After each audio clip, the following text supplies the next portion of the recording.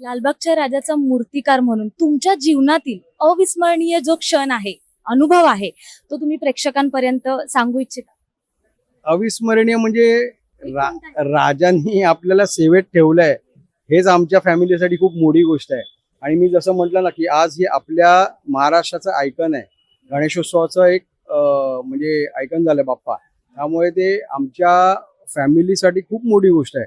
आणि आज जी कला आहे, जसं मी म्हटलं की आज बाप्पाचं जे रूप आहे ते आपल्या आजोबांची कला आहे.